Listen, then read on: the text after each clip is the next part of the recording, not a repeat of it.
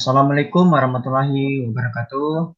Alhamdulillah, puji syukur saya ucapkan atas kehadirat Allah Subhanahu wa taala yang mana masih melimpahkan rahmat dan hidayahnya kepada kita semua serta memberikan kesehatan dan kesempatan kepada kita.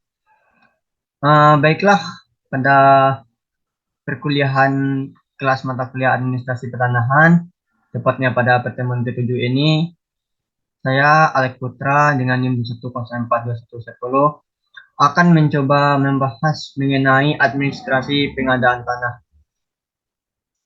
Langsung saja kepada materinya. Yang pertama yaitu mengenai pengertian pengadaan tanah itu sendiri. Dikutip dari pasal 2 Undang-Undang Nomor 2 Tahun 2017, itu mengatakan bahwa pengadaan tanah merupakan kegiatan penjualan tanah dengan cara memberi ganti kerugian yang layak dan adil kepada pihak yang berhak. Sedangkan menurut Peraturan Presiden Nomor 30 Tahun 2015 itu menjelaskan pengadaan tanah adalah kegiatan menyediakan tanah dengan cara memberi ganti kerugian yang layak dan adil kepada pihak yang berhak. Sementara itu, para ahli juga mendefinisikan tentang pengadaan tanah. Yang pertama yaitu Imam Kuswahyono itu mengatakan sebagai satu perbuatan hukum yang dilakukan oleh pemerintah untuk mendapatkan tanah bagi kepentingan tertentu dengan cara memberikan ganti kerugian kepada si empunya atau baik perorangan atau badan hukum tanah menurut tata cara dan besaran nominal tertentu. Sementara itu menurut Budi Harsono mengatakan perbuatan hukum yang berupa melepaskan hubungan hukum yang semula ada antara pemegang hak dan tanahnya yang diperlukan dengan pemberian imbalan dalam bentuk uang, fasilitas atau lainnya melalui musyawarah untuk mencapai kata sepakat antara mempunyai tanah dan pihak yang memerlukannya. Selanjutnya yaitu ada mengenai asas pengadaan tanah. Dikutip dari pasal 2 Undang-Undang Nomor 2 Tahun 2017, ada beberapa asas pengadaan tanah. Pertama yaitu asas kemanusiaan, yang dimana dalam pengadaan tanah tersebut harus mempertimbangkan hak-hak kemanusiaannya tanpa adanya unsur kebebasan dan sebagainya. Yang kedua itu keadilan. Dalam pengadaan tanah harus ada kata keadilan, di mana agar tidak terjadinya pertentangan. Yang ketiga yaitu kemanfaatan. Asas pengadaan tanah itu harus jelas manfaatnya. Pengadaan tanah yang diada itu bertujuan untuk apa. Dan ketiga yaitu kepastian. Nah, dalam pengadaan tanah harus adanya kepastian antara masing-masing pihak. Yang kelima yaitu keterbukaan. Adanya asas keterbukaan ini dalam pengadaan tanah itu sangat penting, sangat diperlukan karena keterbukaan antara kedua belah pihak yaitu pihak yang memiliki tanah dengan pihak yang ingin memiliki tanah. Yang keenam yaitu kesepakatan. Kesepakatan di sini yaitu adanya kata sepakat antara pihak-pihak yang memiliki tanah dengan pihak yang ingin mengadakan tanah atau memiliki tanah. Berikutnya ada keikutsertaan dan ke-8 ada kesejahteraan, ke-9 ada keberlanjutan dan ada keselarasan. Itulah 10 asas pengadaan tanah berdasarkan pasal 2 Undang-Undang Nomor 2 Tahun 2012. Berikut prosedur penyelenggaraan pengadaan tanah. Yang pertama yaitu tahap perencanaan pengadaan tanah. Perencanaan pengadaan tanah ini dilaksanakan oleh setiap instansi yang memerlukan tanah untuk pembangunan bagi kepentingan umum yang didasarkan pada rencana tata ruang wilayah serta mendahulukan atau memprioritaskan pembangunan yang terdapat dalam rencana pembangunan jangka menengah, rencana strategis, rencana kerja pemerintah instansi yang bersangkutan. Berikut ada tahap persiapan pengadaan tanah. Nah, tahap persiapan pengadaan tanah itu terdiri dari beberapa tahapan. Yang pertama yaitu pemberitahuan perencanaan pembangunan. Nah, pemberitahuan perencanaan pembangunan ini dapat dilakukan dengan 3 cara, yaitu yang pertama dengan sosialisasi ini.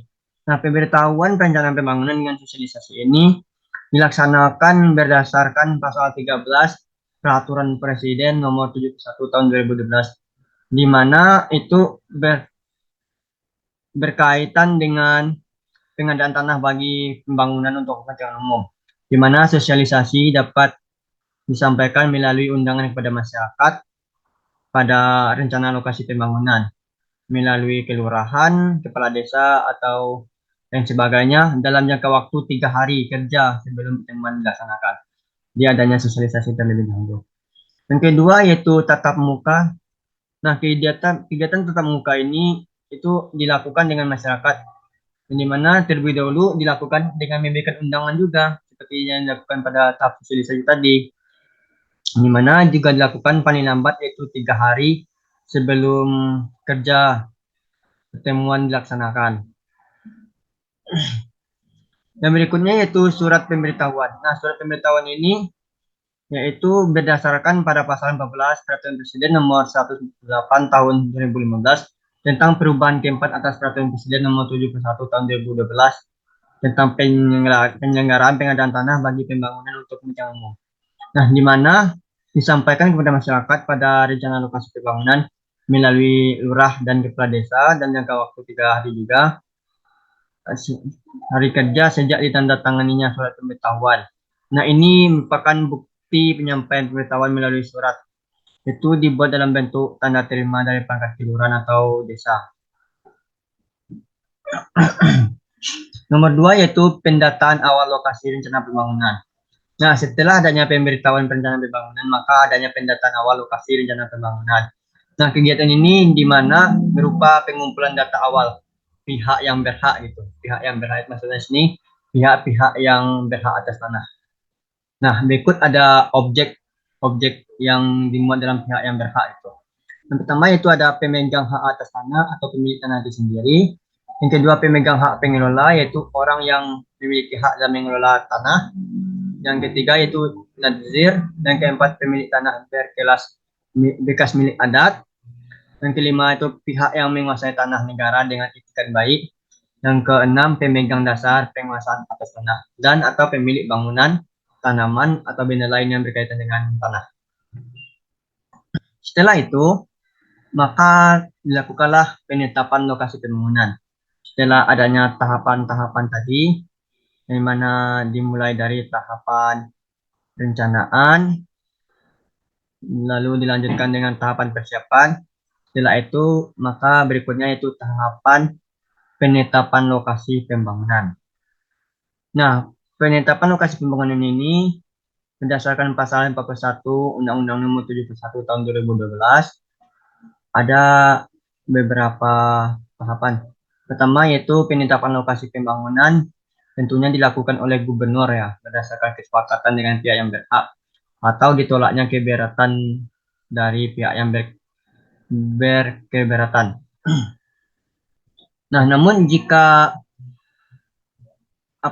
lokasi tersebut telah ditetapkan atau disetujui oleh pihak yang berhak, maka gubernur bersama instansi yang memerlukan tanah itu mengumumkan ya yang memuat nomor dan tanggal penetapan lokasi, peta lokasi yang akan dibangun. Maksud dan tujuan diadakannya ini pembangunan, letak dan luas tanah yang dibutuhkan, jangka waktu pelaksanaan pengadaan tanah dan jangka waktu pembangunannya.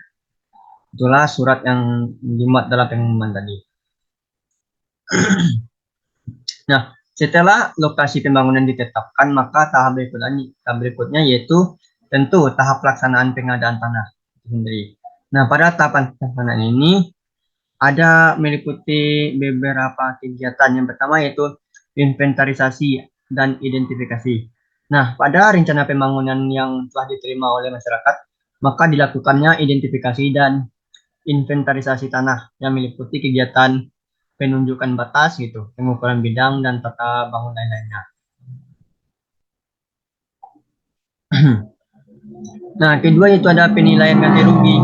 Nah, setelah adanya kesepakatan tadi antara pihak yang berhak dengan pihak yang ingin mengadakan tanah atau misalnya pemerintahan sendiri, maka diadakanlah penilaian ganti kerugian, di mana ada kriteria penentu nilai tanah beserta faktor yang mempengaruhi harga tanah.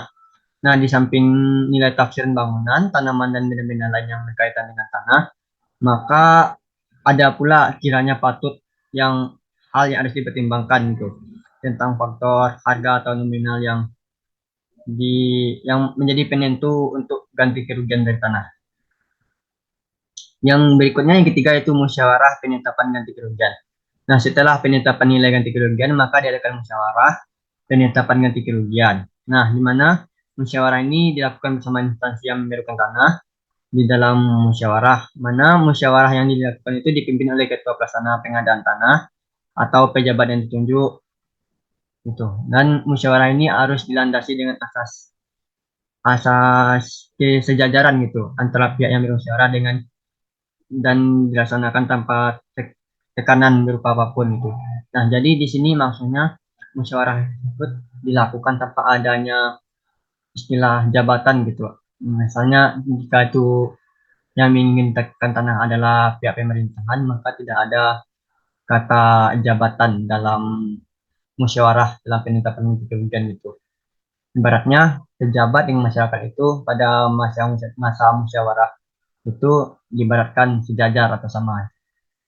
Dan berikutnya itu pemberian ganti kerugian. Nah, setelah adanya penilaian musyawarah, lalu diberikanlah ganti kerugian gitu.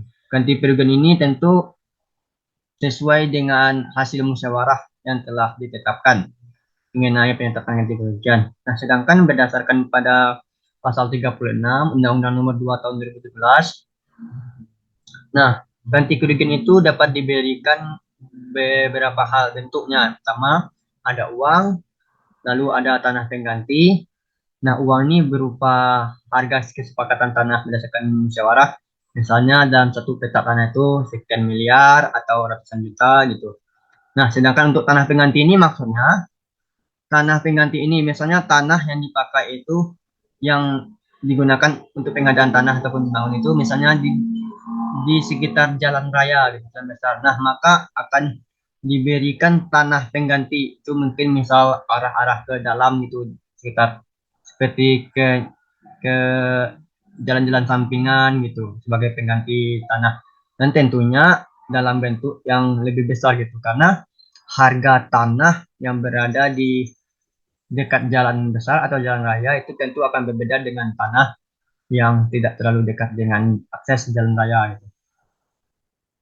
Nah, selain itu ada juga bentuk ganti kerugian itu berupa kepemilikan saham. Nah, jika tanah yang diadakan itu oleh pemerintah atau instansi terkait itu digunakan misalnya untuk pembangunan sebuah proyek di perusahaan atau lain sebagainya, maka ada ganti kerugian berupa kepemilikan saham. Misalnya dalam perusahaan itu atau instansi itu pihak yang memiliki tanah itu diberikan hak saham sebesar misalnya ada 1%, 2% dari apa hasil keuntungan bersih dari perusahaan nantinya atau instansi nantinya. Berikutnya yaitu ada bentuk bentuk lain yang disetujui gitu ya, bentuk lainnya berupa apa gitu antara pihak mungkin saja pihak yang berhak memiliki pihak yang hak memiliki tanah itu mungkin saja tanahnya ingin diganti dengan mobil gitu atau bangunan lain sebagainya gitu. Bisa saja gitu. Nah, mungkin itu tahapan dari pelaksanaan pengadaan tanah dilakukan kurang lebih seperti itu. Baiklah, mungkin sekian materi pada pertemuan ketujuh ini mengenai administrasi pengadaan tanah, terutama di Indonesia, yang mana berdasarkan pada ketentuan peraturan perundang-undangan yang ada di Indonesia. Nah, jika ada kesalahan dalam penyampaian, jika ada kekurangan, saya mohon maaf. Sampai jumpa di kelas berikutnya, di pertemuan berikutnya. Saya sudah dengan wabillahi taufiq wal hidayah. Wassalamualaikum warahmatullahi wabarakatuh. Ya.